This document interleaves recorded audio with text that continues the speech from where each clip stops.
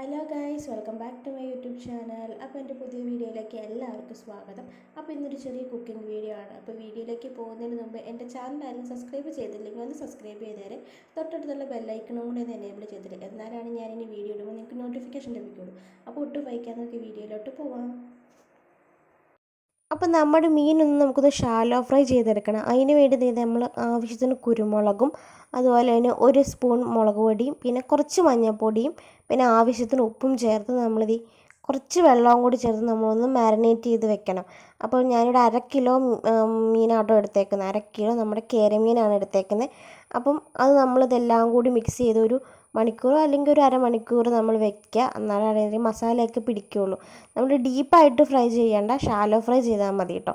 അപ്പോൾ ഇത് ഞാൻ അതിൻ്റെ അടുത്തേക്ക് ആവശ്യം കുറച്ച് വെള്ളവും എല്ലാം കൂടി ഒഴിച്ച് നമ്മൾ കുറച്ച് വെള്ളം ഒഴിച്ചാൽ മതി കേട്ടോ.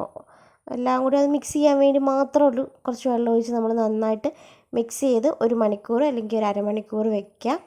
അതൊക്കെ മീനൊക്കെ ഞാൻ കുറച്ച് നേരം വെച്ചു. അത് കഴിഞ്ഞ് നമുക്ക് മീനൊന്ന് വറുത്തെടുക്കണം കേട്ടോ.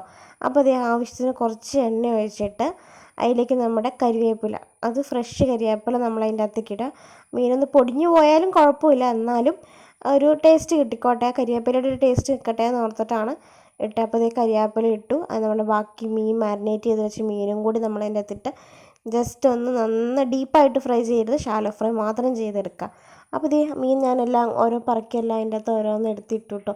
ഇനി ഇത് നമുക്ക് നന്നായിട്ടൊന്ന് ഫ്രൈ ചെയ്തെടുക്കാം. എന്നിട്ട് നമ്മളിതിലേക്ക് ബാക്കിയുള്ള കാര്യങ്ങളൊക്കെ ഉണ്ട്. നമ്മുടെ അങ്ങനെ മീൻ ഏകദേശം ഒരു വശം സെറ്റായി വന്നിട്ടുണ്ട്. നമുക്കിത് മറച്ചിടാം കേട്ടോ. ഇതൊന്ന് നമുക്ക് അടുത്ത വശം മൂത്ത് കിട്ടാൻ വേണ്ടി മറച്ചിടാം. എന്നിട്ട് ഇതേ സെയിം എണ്ണയിലോട്ട് തന്നെ നമ്മൾ ഇതിൻ്റെ ബാക്കിയുള്ള ഐറ്റംസ് ഇടാൻ പോകുന്നത്. അപ്പോൾ മീൻ അങ്ങനെ സെറ്റായി നമുക്കിനിത് കോരിയൊരു പാത്രത്തിലോട്ട് മാറ്റി വെക്കാം കേട്ടോ. എന്നിട്ട് വേണം ഈ സെയിം എണ്ണയിലേക്ക് നമ്മൾ വേറെ അഡീഷണൽ എണ്ണകളൊന്നും നമ്മൾ ചേർക്കുന്നില്ല, എല്ലാം ഈ എണ്ണയിൽ തന്നെയാണ് നമ്മൾ ചെയ്യുന്നത് കേട്ടോ. അപ്പോൾ അങ്ങനെ മീനൊക്കെ വറുത്ത് നമ്മളിത് മാറ്റി വെച്ചു കേട്ടോ.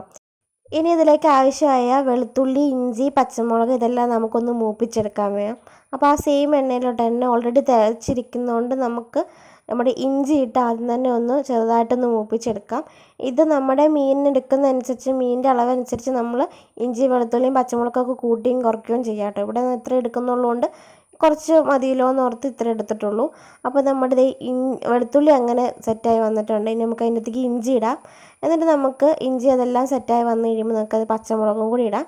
പിന്നെ കുറച്ച് കരിവേപ്പിലയും കൂടി ഇട്ട് നമ്മൾ നന്നായിട്ട് മൂപ്പിച്ചെടുക്കാം. ഇത് കഴിഞ്ഞിട്ട് ഇതിലേക്ക് നമുക്ക് വേണ്ട പൊടികൾ ആഡ് ചെയ്യാം. അതങ്ങനെ ഏകദേശം നന്നായിട്ട് മൂത്ത് വന്നിട്ടുണ്ട്. ഇനി നമുക്ക് ഇതിനകത്തേക്ക് കുറച്ച് കരിവേപ്പിലയും കൂടി ഇട്ട് നന്നായിട്ട് മൂപ്പിച്ചെടുക്കാം. ഇനി ഇഞ്ചിയും പച്ചമുളകും വെളുത്തുള്ളിയും കരിവേപ്പിലയൊക്കെ നന്നായിട്ട് വാടി കഴിയുമ്പോൾ ഇത് നമ്മൾ ഈ എണ്ണയിൽ നിന്ന് മാറ്റി വേറൊരു പാത്രത്തിലോട്ട് മാറ്റി വയ്ക്കും. എന്നിട്ട് ഈ സെയിം എണ്ണയിലോട്ട് തന്നെ നമുക്ക് വേറെ കുറച്ച് കാര്യങ്ങൾ, നമ്മുടെ പൊടികളൊക്കെ ആഡ് ചെയ്യാണ്ട്. അതിന് മുമ്പ് നമ്മുടെ ഇതെല്ലാം മാറ്റി വെച്ചു. ഇനി അതിലേക്ക് കുറച്ച് ഉലുവയും അതുപോലെ തന്നെ നമുക്ക് ആവശ്യത്തിന് കടുകും ഇട്ട് നന്നായിട്ട് പൊട്ടിച്ചെടുക്കാം.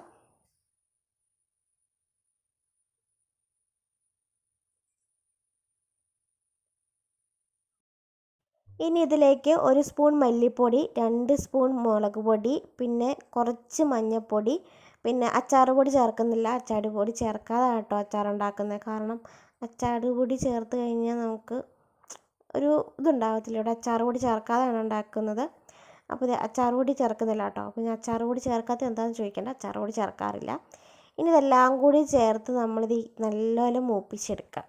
നല്ലപോലെ അതിൻ്റെ പച്ച ടേസ്റ്റ്, നമ്മുടെ മുളക് പൊടിയുടെയും മഞ്ഞൾപ്പൊടിയുടെയൊക്കെ പച്ച കുത്തൽ മാറിക്കഴിയുമ്പോൾ ഇതിലേക്ക് നമ്മൾ ആവശ്യത്തിന് നമ്മുടെ കറിക്ക് കറിക്കല്ലോ അച്ചാറിൻ്റെ ഇതനുസരിച്ച് നമ്മൾ വിനാഗിരി ചേർത്തെടുക്കുക. നന്നായിട്ട് വിനാഗിരി ചേർത്താൽ നമ്മുടെ മീനിടുമ്പോൾ കുറച്ചുകൂടി സോഫ്റ്റായിട്ട് നമുക്ക് കിട്ടും. അപ്പോൾ പിന്നെ ഇത് കുറച്ച് കഴിയുമ്പോൾ വീണ്ടും ഇത് കുറുകി വരും അച്ചാർ. പിന്നെ നമുക്ക് വേണമെങ്കിൽ ആവശ്യത്തിന്, പിന്നെ വേണമെങ്കിൽ വിനാഗിരി ഒത്തിരി ചേർക്കണ്ട. പിന്നെ നമ്മൾ കുറച്ച് ചൂടുവെള്ളം നല്ലോണം തിളപ്പിച്ചിട്ട് നമുക്ക് ചാറ് വേണമെങ്കിൽ, കുറുകിയിരിക്കുന്നതാണെങ്കിൽ അങ്ങനെ തന്നെ, ഇച്ചിരി ചാറ് വേണമെങ്കിൽ നമുക്ക് നമ്മുടെ ചൂടുവെള്ളം അതിൻ്റെ അകത്തേക്ക് ആഡ് ചെയ്യാം കേട്ടോ. ഇനി നമ്മൾ നേരത്തെ നമ്മുടെ മൂപ്പിച്ച് വെച്ച നമ്മുടെ ഇഞ്ചി, പച്ചമുളക്, വെളുത്തുള്ളി, കരിവേപ്പില എല്ലാം കൂടി നമ്മൾ അതിൻ്റെ അകത്ത് ഇട്ടു. ഇനി ഇതും കുറച്ച് നേരം കഴിഞ്ഞിട്ട് ഇത് നന്നായിട്ട് തിളച്ച്, അങ്ങനെ ഈ നേരത്ത് നമുക്ക് ഉപ്പ് ചേർക്കാം. കാരണം നമ്മൾ മീൻ വറുക്കാൻ വേണ്ടി മാത്രമാണ് നമ്മൾ ഉപ്പ് ചേർത്തിട്ടുള്ളൂ. ഇനി നമുക്ക് നമ്മുടെ അച്ചാറിലോട്ട് ആവശ്യത്തിനുള്ള ഉപ്പ് ചേർത്തിട്ട് നല്ലോണം തിളച്ച് കഴിയുമ്പോൾ നമ്മൾ വറുത്ത് വെച്ച മീനും കൂടി അതിൻ്റെ അകത്ത് ഇട്ട് നന്നായിട്ട് മിക്സ് ചെയ്തെടുക്കുക. എന്നിട്ട് അധികം നേരം അടുപ്പത്ത് വെക്കണ്ട, പെട്ടെന്ന് അത് കുറുകിപ്പോകും. അതുകൊണ്ട് ഇത്രേ ഉള്ളൂ. എല്ലാവരും ഇതൊന്ന് ട്രൈ ചെയ്ത് നോക്കി അഭിപ്രായം കമൻറ്റ് ചെയ്യുക കേട്ടോ. അപ്പോൾ ഇന്നത്തെ വീഡിയോ ഇഷ്ടപ്പെട്ടാൽ ലൈക്ക് ചെയ്യുക, ഷെയർ ചെയ്യുക, കമൻറ്റ് ചെയ്യുക, സബ്സ്ക്രൈബ് ചെയ്യുക. അടുത്തൊരു വീഡിയോ ആയിട്ട് വീണ്ടും കാണാം. ബൈ.